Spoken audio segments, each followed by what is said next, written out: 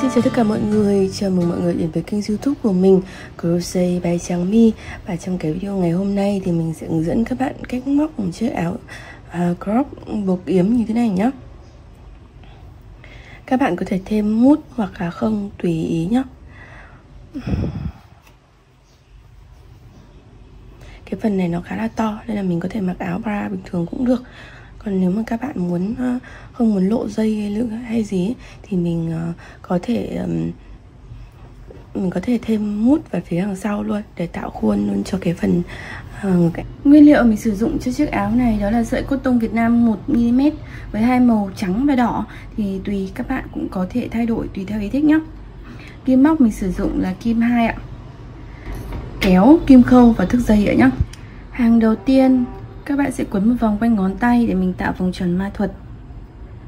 Sau đó thì các bạn sẽ tạo hai mũi đính này.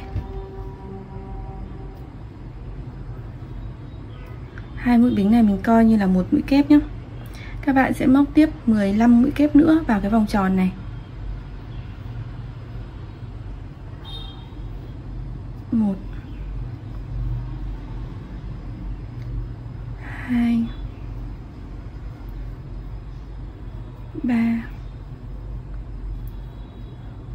4 5. Tương tự như vậy các bạn sẽ móc thêm 10 mũi nữa. Đến hết hàng thì mình sẽ kéo cái phần dây này để cho nó thít lại vòng tròn ma thuật. Các bạn móc một trượt vào mũi kép đầu tiên nhé, để kết thúc hàng 1 ạ. Sang hàng thứ hai thì mình sẽ sử dụng sang cái màu trị trắng, thì các bạn sẽ móc vào để mình tạo mũi bính. Mình kéo cái phần dây màu đỏ để cho cái đầu cái mũi này nó sẽ thít chặt lại nhé. Một mũi bính nữa là hai mũi bính. Đây mình sẽ chia thành 3 cạnh của hình vuông, thì các bạn sẽ móc một kép vào cái mũi kép đầu tiên, một mũi nữa vào mũi thứ hai, rồi 3 kép rồi 5 kép vào 5 kép vào mũi kép tiếp, và chân tiếp 1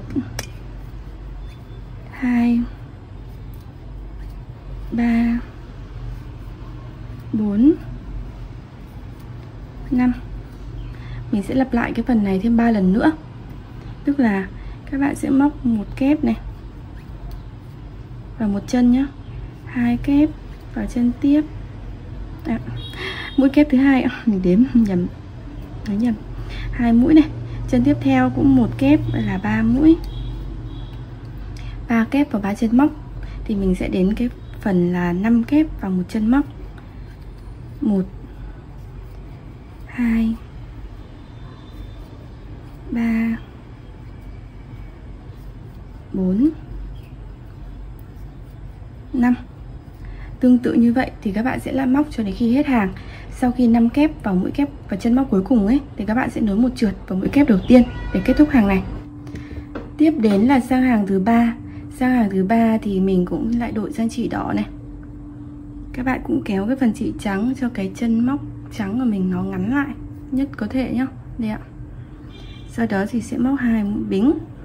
Ở cái hàng 3 này thì mình chú ý là mình đã có hình vuông, thì tại 4 góc của hình vuông mình đã có là 5 mũi kép, thì những cái vị trí mà mũi kép chính giữa đấy, đây ạ, 1 nhá, 1 2 chân này, chân 3 này, thì các bạn sẽ móc vào 5 kép. Còn tất cả các chân còn lại các bạn sẽ móc một kép vào mỗi chân. Tương tự như thế các bạn có thể nhìn bên này, chân 1 2 thì đến chân 3, chân chính giữa của cụm 5 kép các bạn sẽ móc là 5 mũi kép ạ. Các bạn quan sát nhé. Thì mình sẽ móc từ chân đầu tiên 1 2 3 4. Mình móc rất là đơn giản thôi, các bạn cứ lặp lại như vậy, cái số mũi nó sẽ tự tăng sau mỗi hàng. Đến chân tiếp theo, chân chính giữa này nhá, thì các bạn sẽ móc vào 5 mũi kép. 2 3 4 5. Đó, thì sau đó các bạn sẽ lại cứ móc một kép. Mình sẽ cứ móc một kép vào mỗi một chân nhá. 1 2 3 4 5 6 7. Đến chân giữa này, 1 này, 2 này, chân chính giữa, chân 3, các bạn sẽ móc 5 kép.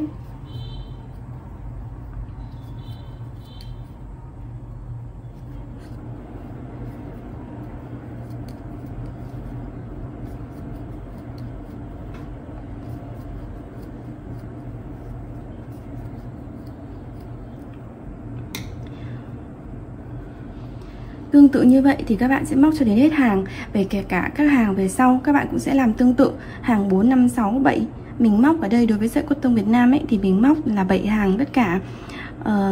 Còn nếu mà các bạn sử dụng cái sợi mà nó cỡ sợi nó lớn hơn ấy thì cái số hàng của các bạn có thể ít đi. Mình có thể ước chừng bằng cách là tính cái khoảng cách của một chiều dài của một cạnh hình vuông á, nó xấp xỉ từ 9 đến 10 cm nhé. Và tương tự như vậy thì các bạn sẽ lặp lại cho mình để tạo thành hình vuông. Sau 7 hàng thì mình sẽ có một cái hình vuông như thế này. Các bạn có thể nhìn thấy số mũi tăng dần. Tại 4 góc mình đều móc vào 5 mũi kép vào cái mũi chính giữa. Trên cạnh thì mình sẽ cứ móc 1 kép vào mỗi một chân móc. Thì hàng đầu tiên nó là hàng thứ hai là 3 mũi ở giữa, thì hàng tiếp theo nó sẽ cộng 4 lên là 7, rồi thành 11, 15, 19, 23. Cái khoảng cách đấy ạ, mình sẽ đo. Ở đây thì mình sẽ móc là 9 cm.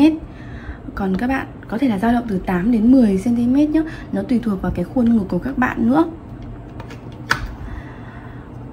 Tương tự như vậy thì các bạn sẽ móc tất cả là 6 cái mảnh hình vuông như thế này. Tiếp đến thì mình sẽ khâu để nối lại thành như thế này nhá. 3 mảnh cho một bên còn lại. Các bạn cũng sẽ nối, mình sẽ nối hai cái cạnh này vào với nhau này. Mình sẽ nối một đường nhé, đi từ đây đến xuống dưới này, sau đó thì nối một đường sang ngang như thế này để mình được thành một cái bát như thế này ạ. Thì ở đây mình sẽ sử dụng kim khâu. Mình sẽ dùng úp mặt trái vào nhau nhé, úp mặt phải vào nhau nhé, và khâu trên mặt trái.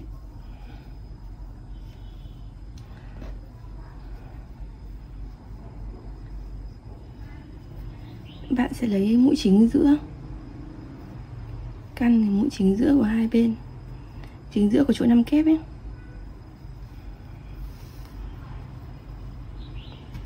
Mình khâu lại lần nữa để cố định. Sau đó thì cứ một chân móc các bạn sẽ khâu nối tương ứng với một chân móc đối diện nhé.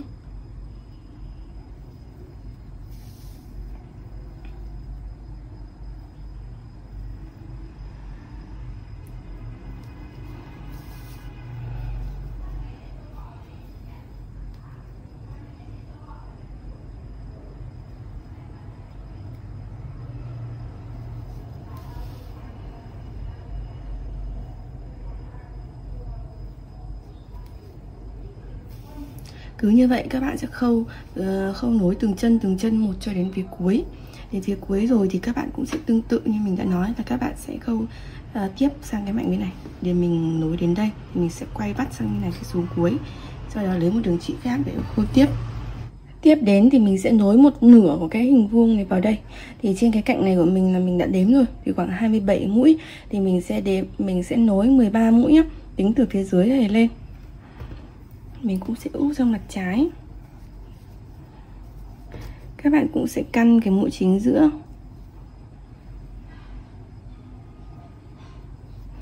Và các bạn nối tương tự. Các bạn đếm 13 mũi thì mình sẽ dừng lại và chốt nhé. Mình cũng nối tương tự thôi.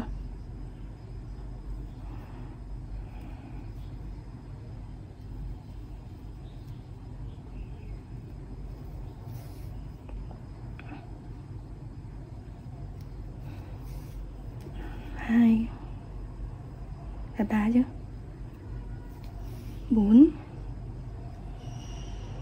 Các bạn làm tương tự nhé. Sau đó thì mình sẽ được như thế này. thì các bạn sẽ móc cho mình là 120 mũi bính. Có thể tăng giảm tùy vào cái kích thước sợi của các bạn. Còn nó to hơn thì các bạn có thể móc ít mũi hơn. Mình bắt mũi bính như thế này nữa, để mình làm cái phần mình sẽ nối vào đây và làm cái phần dây buộc ra đằng sau á. 2, 4, 5, 6, 7, 8, 9, 10. Tương tự như vậy nhá. Mình móc 120 mũi á. Sau đó thì mình sẽ móc một cái đường bo viền dọc cái phần bên thân dưới này. Mình sẽ móc mũi đơn. Các bạn móc từ cái mũi chính giữa, mũi thứ tư đi. 1, 2, 3, 4. Móc check lên một chút. Một đơn, sau đó thì các bạn sẽ cứ móc một mũi đơn vào một cái chân móc nhé.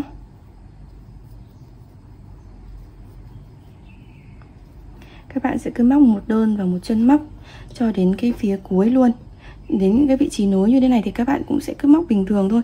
Mình móc một đơn vào cái chân, mình móc một cái đơn vào cái chân này này, cái chân mà mình có nối ấy. Sau một đơn ở chân này sẽ đến một đơn vào chân này, rồi sang cái chân nối bên cạnh này, để làm sao cái mũi nó khít nhau là được, còn không quá quan trọng nhá. Mình sẽ móc 120 mũi bính này, móc một hàng đường bo bằng mũi đơn dọc theo 4 cái mảnh phía dưới này. Sau đó các bạn sẽ móc tiếp 120 mũi bính nữa cho phía còn lại.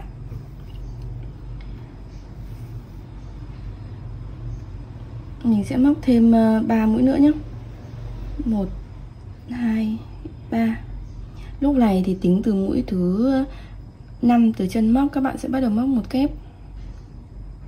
Đây ạ.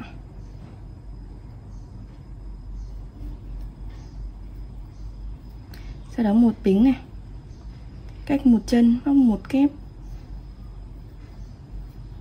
một bính. Các bạn cách một chân móc một kép, một bính, cách một móc một chân. Cứ tương tự như vậy nhé. Các bạn sẽ móc cho đến khi hết hàng. Mình sẽ móc cho hết cái 120 mũi bính này thì các bạn sẽ đi vào cái hàng mũi đơn này, thì mình cũng móc tương tự. Các bạn cắt ra một chân mũi đơn rồi móc một kép, và cứ như vậy các bạn sẽ móc tiếp sang 120 mũi bính, cái chuỗi bính ở bên đối diện này nữa, để coi như hết một hàng của mình nhé. Tiếp đến hàng sau thì các bạn sẽ móc là 3 mũi bính, mình coi là một mũi kép ấy. Quay đầu lại, rồi các bạn sẽ móc là một kép vào cái chân mũi kép này, sau đó một bính, rồi mình móc một kép vào chân kép, bỏ qua những cái chân mũi bính ạ.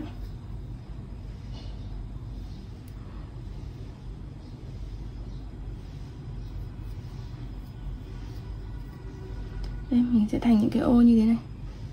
Các bạn cứ móc là một kép vào một chân kép và cách nhau bằng một bính, cứ như vậy cho đến khi hết hàng. Đến hết hàng thì cái phần cuối này các bạn móc một kép vào kép cuối nhé. Sau đó thì mình cũng cách một bính và móc một kép vào chân cuối cùng, vào chân tiếp theo. Ở đây cái phần đầu mình có 4 mũi bính ý, thì mình sẽ coi như là cách một trên này, cách một dưới, hai cái mũi bính ở giữa mình sẽ coi là như là một kép á. Thì mình sẽ thêm một cái mũi kép vào cái chân mũi bính này để nó được thẳng hàng đi lên á. Và cứ như vậy thì các bạn sẽ móc cho nó đủ cái phần này nhá.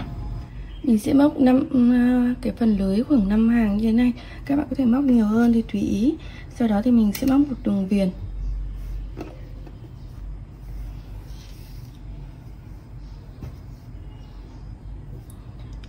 Đường viền thì các bạn sẽ móc rất là đơn giản thôi, là mình chỉ móc có mỗi mũi đơn thôi. Cái này thì mình sẽ không làm cho nó điệu lắm, là cá tính một chút nhá. Các bạn sẽ móc một bính, mình quay về cái hướng mặt trước của áo nhé. Thì các bạn sẽ móc 2 mũi đơn vào mỗi một cái khoảng trống ở đầu như thế, khoảng trống như thế này, trống một bính á. Bỏ qua mũi kép sang ô bên cạnh làm tương tự.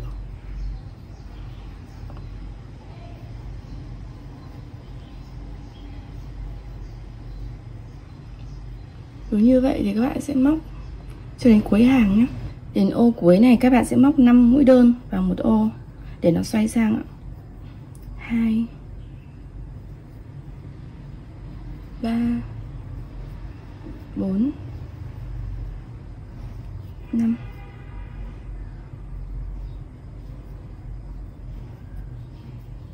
Sau đó thì mỗi một cái đầu hàng này các bạn cũng sẽ móc là 2 mũi đơn. 1 2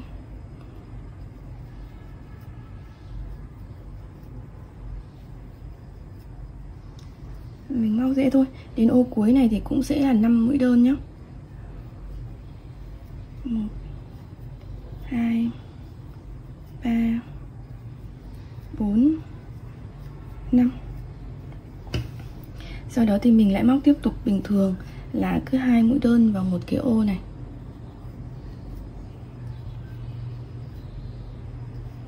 Như phần bên dưới á. Cứ tương tự như vậy thì các bạn sẽ móc cho đến cái vị trí cái phần búp này nhá. Đây là đến cái ô cuối cùng thì các bạn cũng sẽ móc 2 mũi đơn vào ô này.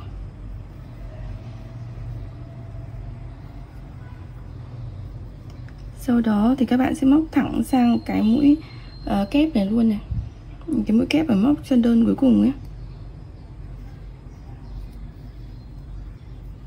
Rồi sau đó cái phần này thì dễ rồi, là các bạn sẽ cứ móc một đơn vào mỗi một chân móc thôi. Cứ như vậy mình sẽ móc vòng qua từng cái búp bát ngực này. Đến xong rồi đến sang đến cái phía dây còn lại bên đối diện và nối về đây một trượt để kết thúc đúng một vòng tròn xung quanh luôn á. Tiếp đến là phần dây buộc nhá. Phần dây buộc thì mình móc dễ lắm.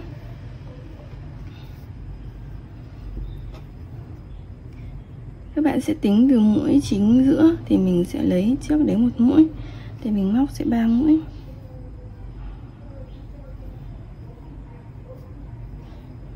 Hai mũi bính. Sau đó móc một kép,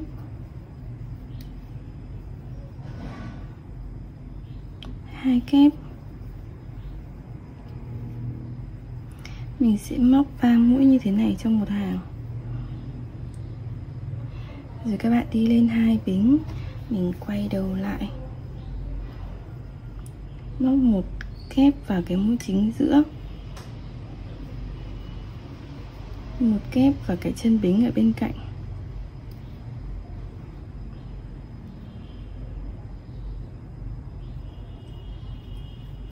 Mình móc mũi hơi chặt tay, hơi khó đâm.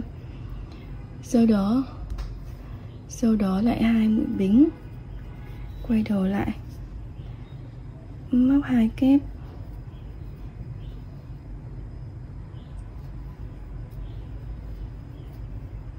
cứ như vậy, 2 bính, quay lại, móc một kép vào mũi giữa, một kép vào chân bính. Các bạn sẽ cứ móc như vậy cho đến khi nào mà mình đủ cái chiều dài của dây áo nhé. Sau khi xong thì các bạn giấu các phần chỉ thừa đi là mình đã hoàn thiện trong chiếc áo này rồi nhá. Chúc các bạn thành công ạ. Và đừng quên like, share và subscribe kênh YouTube của mình Crochet by Trang My nếu các bạn thích những cái video của mình. Cảm ơn các bạn rất là nhiều ạ.